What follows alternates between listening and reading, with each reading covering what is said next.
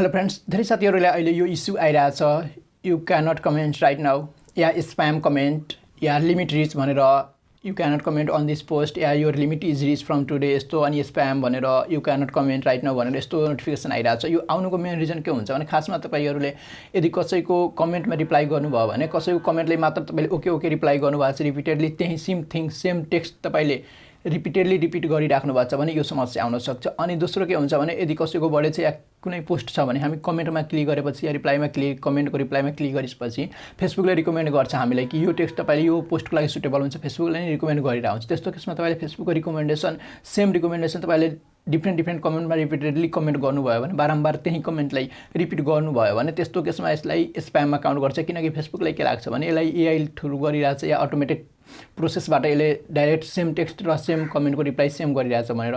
त्यही भएर यसलाई योभन्दा बच्नको लागि सबभन्दा पहिला तपाईँले सेन्स एउटै आउँछ तर टेक्स्ट तपाईँको डिफ्रेन्ट होस्। जसरी गुड मर्निङ भने good morning, have a nice day, good morning दोस्तो, यस्तो मिक्स गरेर 2-3वटा वर्डलाई मिक्स गर्नुहोस्, एउटै वर्ड अनि डिफ्रेन्ट तरिकाले पोस्ट गर्नुहोस्। त्यसको वर्डको सेन्स एउटै आओस् तर तपाईँको लेखोको तरिका डिफ्रेन्ट हुनु पऱ्यो। अनि त्यसमा अलि ग्याप पनि हुनु पऱ्यो। तपाईँको अब 1 मिनट कन्टिन्युअस तपाईँले कमेन्ट गर्नुभएको छ भने 1-2 मिनट अनि ग्याप पनि दिनुहोस्, अनि फेरि तपाईँले पोस्ट ओपन गरेर कमेन्ट गर्नु होला। नत्र एकचोटि तपाईँ कन्टिन्युअस सबै रिप्लाई दिन खोज्नुहुन्छ भने इफ एकचोटि यस्तो नोटिफिकेसन आयो भने तपाईँले पोस्ट गर्न पनि गाह्रो हुन्छ। पोस्टमा पनि कुनै केसमा समस्या दिइहाल्छ क्या फेसबुकले, कमेन्ट त कमेन्ट छ, पोस्टमा पनि समस्या दिन्छ।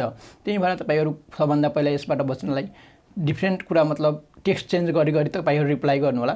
अनि टेक्स्ट चेन्ज गरी रिप्लाई गरिसकेपछि तपाईँहरूको टाइमिङ पनि ग्याप गर्नु होला। 1-2 मिनट ग्याप गरेर पोस्ट ओपन गरेर तपाईँहरू कमेन्टको रिप्लाई गर्नु होला। किनकि एज अ क्रिएटर भएपछि इङ्गेजमेन्ट बनाउनलाई कमेन्टको रिप्लाई गर्नै पर्छ हामीलाई। त्यही भएर कमेन्टको रिप्लाई गर्दाखेरि ध्यान दिनु होला यो कुराहरू।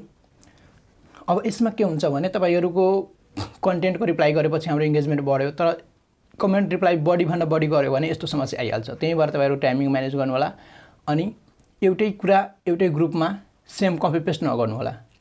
कसैको कमेन्ट कपी गर्नुभयो त्यही कमेन्टलाई सबमा रिप्लाई गरिदिनु भयो, सेम टेक्स्ट रिप्लाई गरिदिनु भने यस्तो समस्या आउँछ।